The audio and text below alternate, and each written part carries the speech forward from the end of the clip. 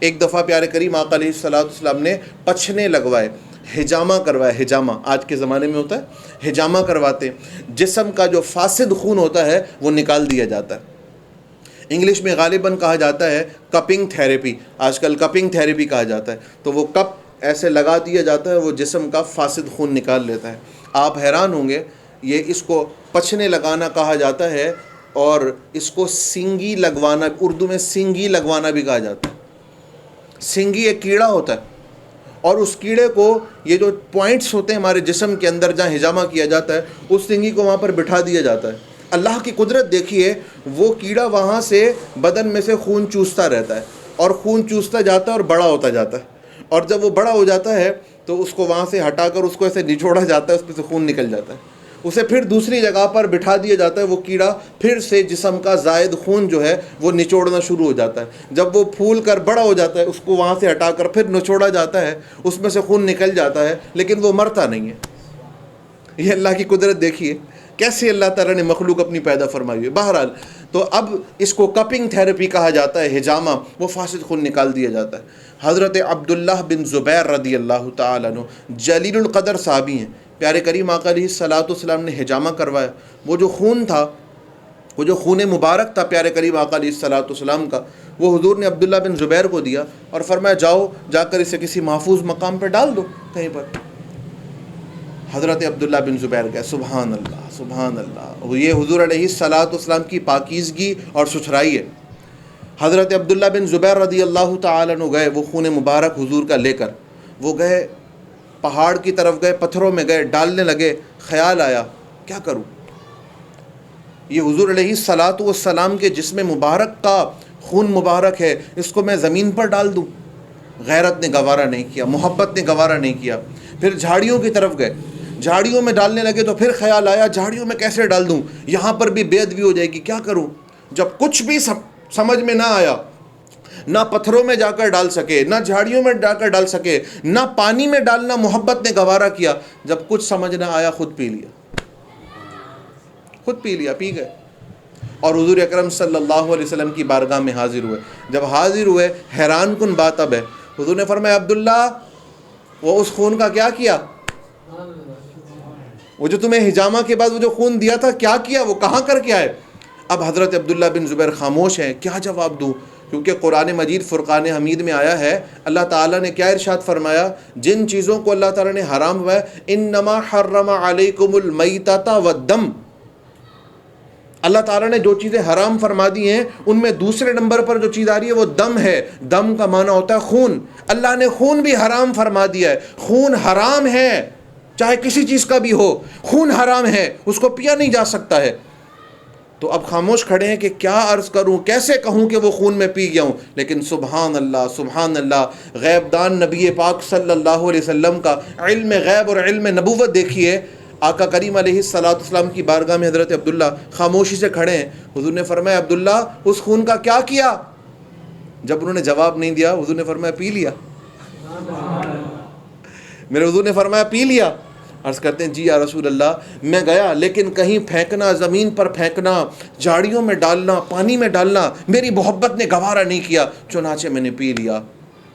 اب ہونا تو کیا چاہیے تھا؟ حضور علیہ الصلوۃ والسلام تو شارع ہیں، حضور تو شریعت کو نافذ فرمانے ہیں، حضور تو قرآن کو نافذ فرمانے والے ہیں۔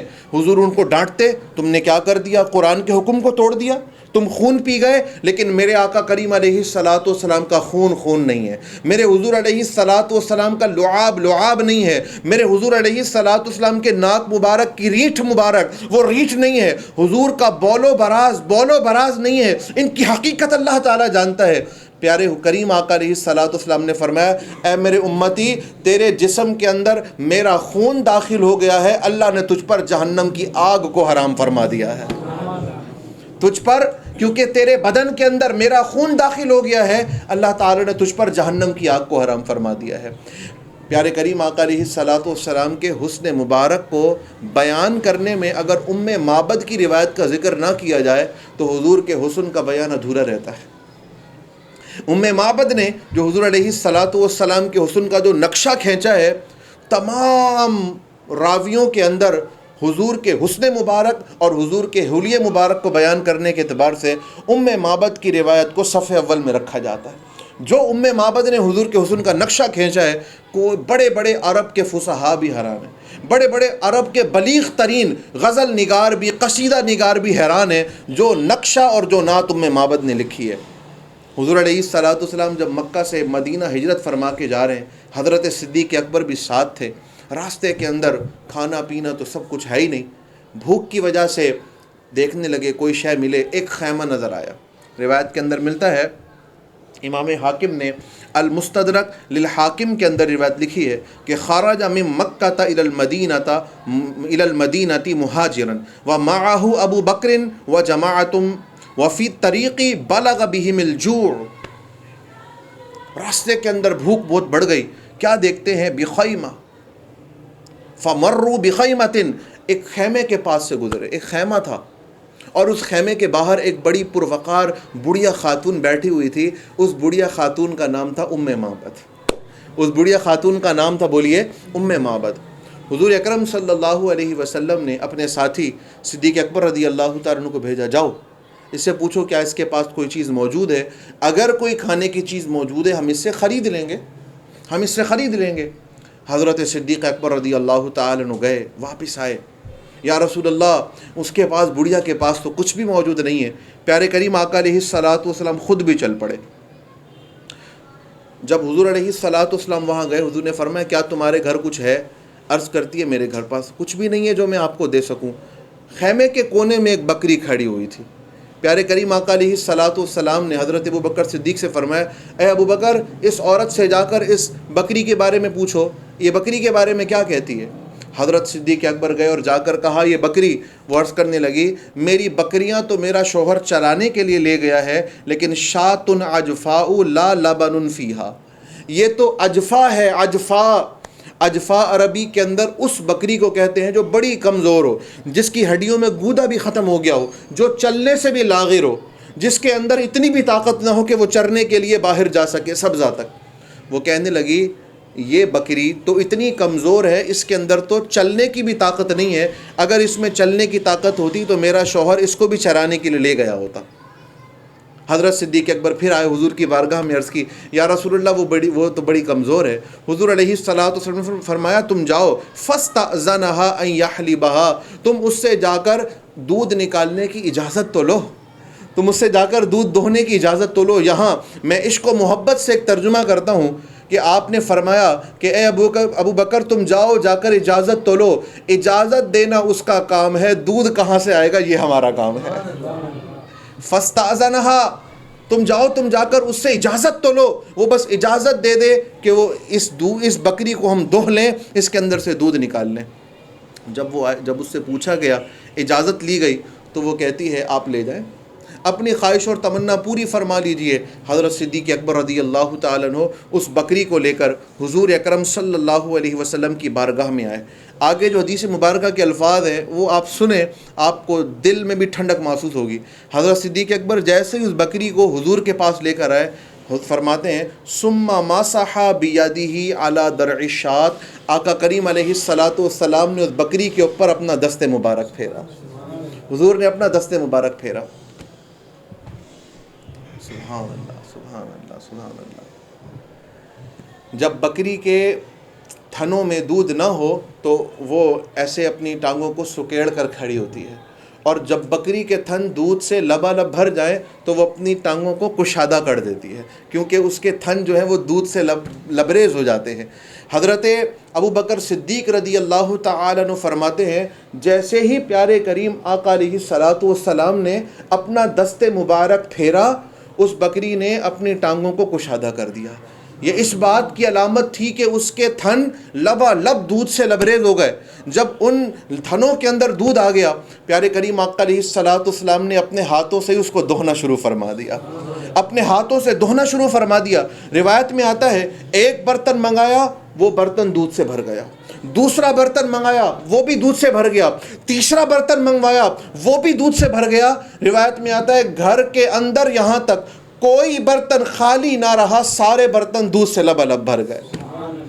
آقا کریم علیہ الصلوۃ والسلام نے دودھ پیا، سیراب ہو کر. حضرت صدیق اکبر رضی اللہ تعالی عنہ نے سیراب ہو کر دودھ پیا, معبد نے خود سیراب ہو کر پیا, اس کے بچوں نے اور اس کے خیمے کے اندر جتنے لوگ موجود تھے سب نے سیراب ہو کر دودھ پی لیا, گھر کے برتن بھی دودھ سے بھرے ہوئے ہیں. آقا کریم علیہ الصلوۃ والسلام وہاں سے تشریف لے گئے, چلے گئے.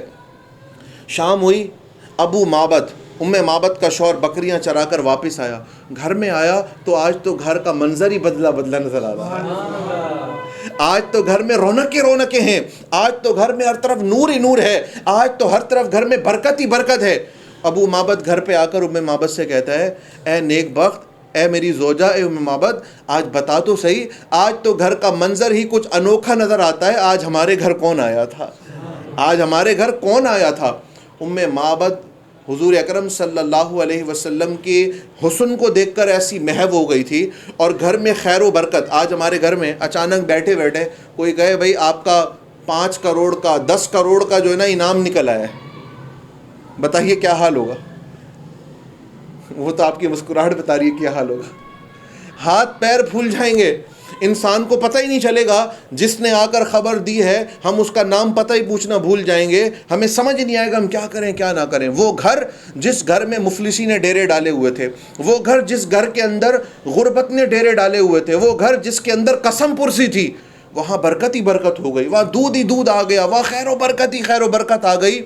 وہ معبد پوچھ ہی نہیں سکی حضور کا نام کیا ہے, حضور کہاں سے آئے, حضور کا نام کیا ہے, حضرت صدیق اکبر کا نام کیا ہے, وہ پوچھ ہی نہیں سکی. لیکن جس کے آنے سے گھر میں برکت ہو جائے, جس کے آنے سے گھر میں ترقی آ جائے, جس کے آنے سے گھر میں رزق ہی رزق ہو جائے, جس کے آنے سے ہر طرف خیر ہی خیر آ جائے, عربی میں اس کو کیا کہا جاتا ہے, عربی میں کہا جاتا ہے اسے مبارک. عربی میں اسے کیا کہا جاتا ہے, مبارک, برکتوں والا, برکتوں والا. تو معبد حضور کا نام تو نہیں پوچھ سکی تھی, اس نے ان برکات کی وجہ سے اپنے ذہن کے اندر ایک نام بنا لیا, اور اپنے شوہر سے کہتی ہے آج ہمارے گھر مبارک آیا تھا, آج ہمارے گھر مبارک آیا تھا, مبارک, برکتوں والا آیا تھا, برکتوں والا. اب بات جہاں مکمل نہیں ہوتی ہے, ابو معبد اپنی بیوی سے کہتا ہے, ارے نیک بخت, چلو ٹھیک ہے, میں تو نہیں دیکھ سکا, تو نے دیکھا ہے, یہ بتا وہ مبارک دکھتا کیسا تھا, وہ مبارک تھا کیسا. اب میں حدیث مبارکہ کے وہ الفاظ پڑھوں گا جو کہ معبد رضی اللہ تعالی عنہا کے ہیں.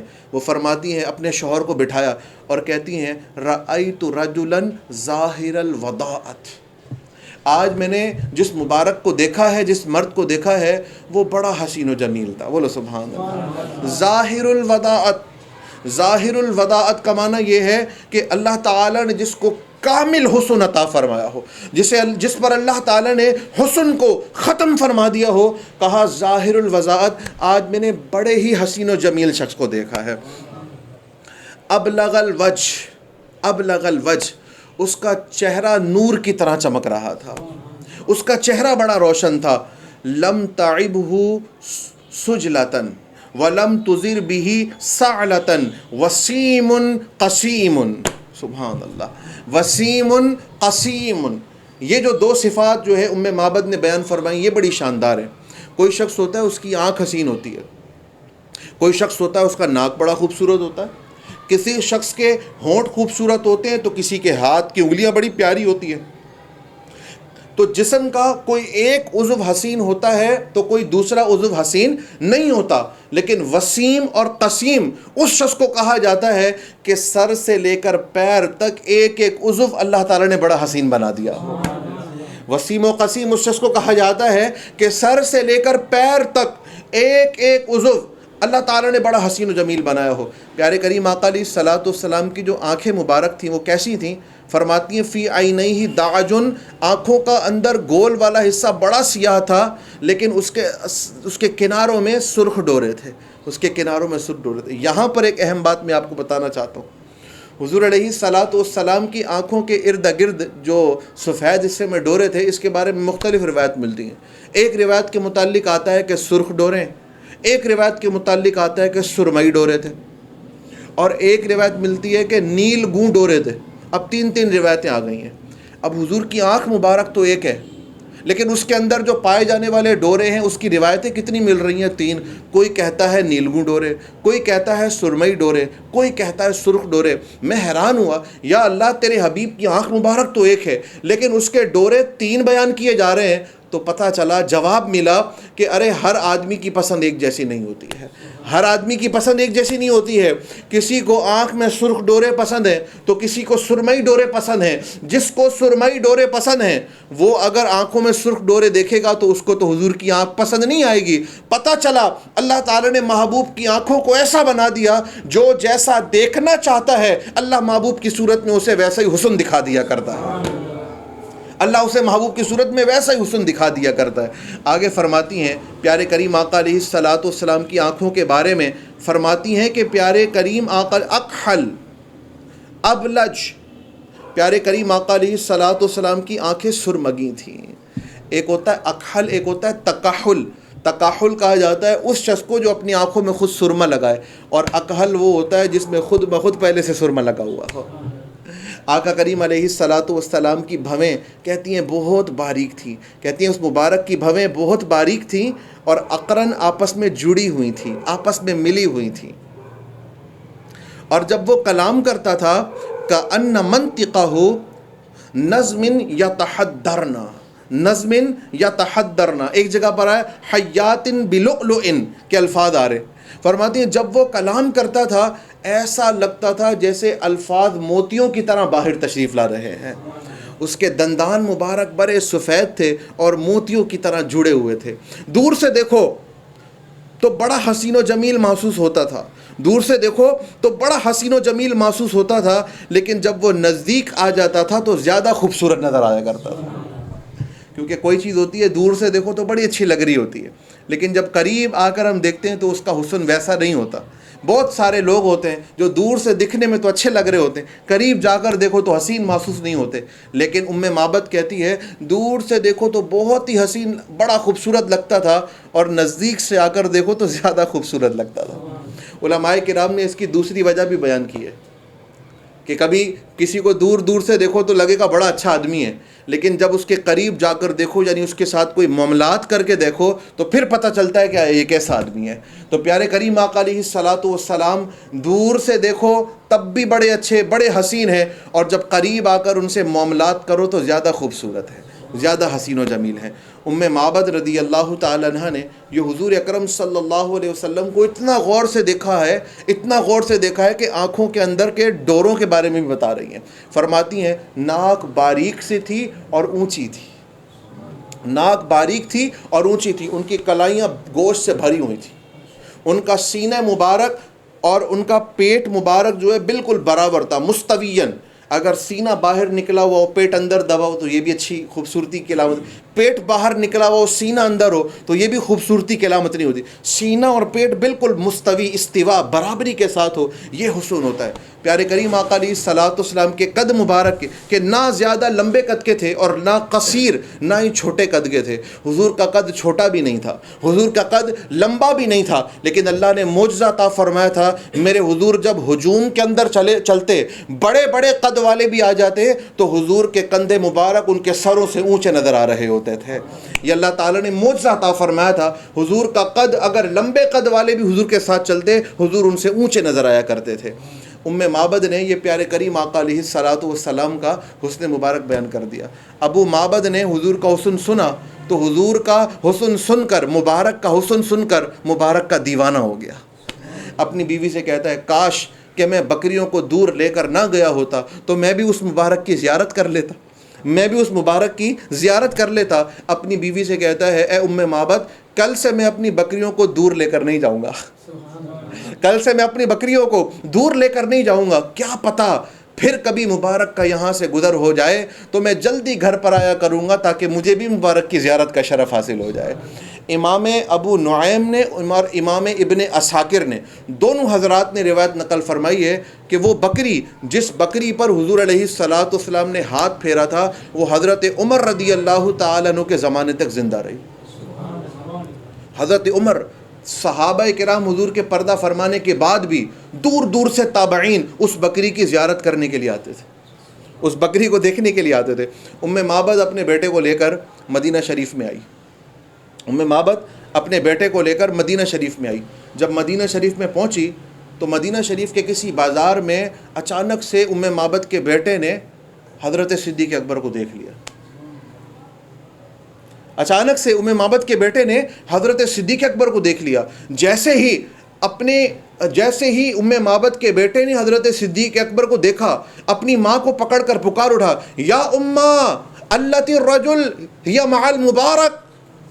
اپنی ماں کہنے لگا، اے امی جان، یہ تو وہی آدمی ہے جو مبارک کے ساتھ ہمارے گھر پہ تشریف لے کر آیا تھا، یہ تو وہی آدمی ہے جو مبارک کے ساتھ ہمارے گھر پر تشریف لایا تھا۔ دونوں ماں بیٹا حضرت صدیق اکبر کا پیچھا کرنے لگ گئے۔ کیونکہ آج اس کے ساتھ جا کر اس مبارک کی زیارت کر کے آئیں گے۔ حضرت صدیق اکبر کو ملے، جا کر پورا واقعہ بتایا۔ حضرت صدیق اکبر خوش ہوئے اور کہا، آؤ میرے ساتھ چلو، آج میں تمہیں اس مبارک سے ملاقات کروا دیتا ہوں۔ وہ ماں بیٹا حضور کی بارگاہ میں حاضر ہوئے، حضور علیہ الصلاۃ والسلام کے ہاتھ پہ ہاتھ رکھ کر کلمہ طیبہ پڑھ کر مسلمان ہو گئے، واپس تشریف لائے۔ جب آج پھر گھر آئے تو معبد جب گھر پر آیا تو وہ معبد دیکھتا ہے، اے نیک بخت، کیا بات ہے، مجھے گھر کا رنگ پھر بدلا نظر آ رہا ہے، آج مجھے پھر اپنا گھر کا رنگ بدلا نظر آ رہا ہے۔ تو معبد کہتی ہے، اے معبد، پہلے مبارک تشریف لائے تھے، گھر میں رونق آئی تھی، آج ہم مبارک سے مل کر گھر پر آ گئے ہیں۔ تو معبد بھی پھر اپنی بیوی کے ساتھ مدینہ شریف میں آئے اور حضور اکرم صلی اللہ علیہ وسلم کے دست حق پرست پر بیعت ہو کر دائرہ اسلام کے اندر داخل ہو گئے۔ تو وہ بکری حضرت عمر رضی اللہ تعالیٰ عنہ کے زمانے تک زندہ رہی اور لوگ اس سے فیضیاب ہوتے رہے، حضرت عمر رضی اللہ تعالیٰ عنہ کے زمانوں میں قحط آیا۔ یہ امام ابو نعیم نے روایت نقل فرمائی ہے، ابن سعد نے بھی طبقات کے اندر لکھا ہے کہ حضرت عمر رضی اللہ تعالیٰ عنہ کے زمانے میں جب قحط پڑ گیا، ہر طرف بھوک اور افلاس ہو گئی، لیکن کسی بکری کے تھن میں دودھ نہیں آتا تھا، اس بکری کے تھن میں سے پھر بھی دودھ نکل رہا تھا، اس بکری کے دودھ میں پھر بھی تن تھا، ہر نہر ہر چیز خشک ہو گئی، لیکن جسے میرے پیارے کریم آقا علیہ الصلوۃ والسلام نے جاری فرما دیا تھا وہ اب بھی برکات کو جاری کر رہی تھی، اس میں سے اب بھی برکات کا نزول ہو رہا تھا۔ تو پیارے کریم آقا علیہ الصلوۃ والسلام کا حسن مبارک یہ مردوں کے اندر بھی جلا پیدا کر دیتا ہے۔ حضور اکرم صلی اللہ علیہ وسلم کا حسن مبارک مردہ دلوں کو بھی بیدار کر دیا کرتا ہے۔ پیارے کریم آقا علیہ الصلوۃ والسلام کا حسین چہرہ جب حضرت سیدہ حلیمہ سعدیہ رضی اللہ تعالیٰ عنہ حضور کو لے کر اپنے علاقے میں چلی گئیں، تو رات کو جب لوگ اپنے گھروں کے اندر چراغ بجھا کر سو جاتے، اس وقت کے اندر بھی حضرت حلیمہ سعدیہ کے گھر کے روشن دانوں سے نور کی کرنیں باہر ظاہر ہو رہی ہوتی تھی۔ تو حضرت حلیمہ سعدیہ کی جو ساتھی خواتین تھیں، سہیلیاں تھیں، وہ کہنے لگیں کہ ارے ان اوقات میں تو بڑے بڑے امیر لوگ بھی چراغ بجھا کر سو جاتے ہیں، حلیمہ کے پاس ایسی کون سی دولت آ گئی ہے کہ یہ رات کے ان اوقات میں بھی چراغ جلا کر رہتی ہے۔ آج ہم لوگ اب رات کے اوقات کے اندر یا دن کے اوقات کے اندر جو ہے اپنے گھروں کے لائٹیں بند کر دیتے ہیں، وہ اوقات جب سونا ہو، جب سونے کا وقت ہو گیا تو لوگ اپنی لائٹیں بند کر دیتے ہیں۔ اور اگر رات کے اوقات میں بھی کسی کی ساری لائٹیں جل رہی ہوں، کوئی اپنے گھر کے باہر جو ہے 500 واٹ 1000 واٹ کا بلب لگا دے، تو کہنے والے کہیں گے یا تو اس کی لاٹری لگ گئی ہے یا اس نے کہیں کنڈا وغیرہ لگایا ہوا ہوگا، چوری کی بجلی ہوگی، یا تو اس کی یا تو بجلی چوری کی ہوگی، یا یہ کوئی بہت امیر آدمی ہے جو رات کے ان اوقات میں جب ضرورت بھی نہیں ہے تو لائٹیں جلا کر سو رہے۔ یاد رکھیے گا، یہ ہمارا اخلاقی فریضہ بنتا ہے، یہ ہمارا معاشرتی فریضہ بنتا ہے کہ ان اوقات کے اندر جب سونے کا وقت ہو بلا ضرورت لائٹیں بند کر دینی چاہیے۔ یہ ملک کی بجلی کے ساتھ بھی ہمارا اخلاقی فریضہ ہونا چاہیے۔ اللہ تعالیٰ میں اس پر بھی عمل کی توفیق عطا فرمائے۔ تو وہ اوقات جن اوقات میں لوگ عموماً چراغ نہیں جلاتے، سیدہ حلیمہ سعدیہ کے گھر کی کھڑکیوں میں سے تب بھی روشنی باہر آ رہی ہے۔ حلیمہ سعدیہ کی سہیلیاں حیران ہو گئی، یہ تو بڑی غریب تھی، اس کے پاس اتنی دولت کہاں سے آ گئی، کل چلو اس کے گھر جا کر اس سے پوچھیں گے۔ صبح ہوئی، ساری سہیلیاں حضرت حلیمہ کے گھر پر آئی اور کہنے لگی، اے بہن حلیمہ، اتنی دولت کہاں سے آ گئی کہ امیر لوگ بھی جن اوقات میں اپنے چراغ بجھا دیتے ہیں تمہارے گھر میں تب بھی چراغ جل رہا ہوتا ہے، تمہارے گھر کی کھڑکیوں روشن دانوں سے تب بھی روشنی باہر آ رہی ہوتی ہے۔ حضرت حلیمہ سعدیہ فرماتی ہیں، اے پیاری بہنوں، تم کہتی ہو کہ میں ان اوقات میں چراغ کو بجھا دیتی ہوں، ارے جب سے وہ حسین چہرے والا گھر پر آیا ہے چراغ جلانے کی نوبت ہی نہیں آئی ہے۔ تم چراغ بجھانے کی بات کرتی ہو، ہم نے تو یہاں چراغ جلایا ہی نہیں ہے۔ ارے گھر کی کھڑکیوں سے، گھر کے روشن دانوں سے جو تمہیں نور بکھرتا نظر آتا ہے وہ کسی چراغ کا نہیں ہوتا ہے، وہ اس من موہنی صورت والے کے چہرے مبارک کا نور بکھر رہا ہوتا ہے۔ اللہ رب العزت کی بارگاہ ملتے جائے، اللہ تعالیٰ زندگی کی آخری سانس تک اپنے محبوب علیہ الصلاۃ والسلام کے حسن کے تذکرے کرتے رہنے اور محبوب علیہ الصلاۃ والسلام کے حسن کے تذکرے سنتے رہنے کی ہمیں توفیق عطا فرمائے۔ اس دنیا میں بھی رہیں تو محبوب علیہ الصلاۃ والسلام کے حسن کی تذکروں کی محفلوں میں رہیں، اور جب اس دنیا سے جائیں تو قبر میں بھی، حشر میں بھی، جنت میں بھی اللہ تعالیٰ محبوب کے تذکار کی محفلیں عطا فرمائے۔ آمین بجاہ النبی الامین، وآخر دعوانا ان الحمد للہ رب العالمین۔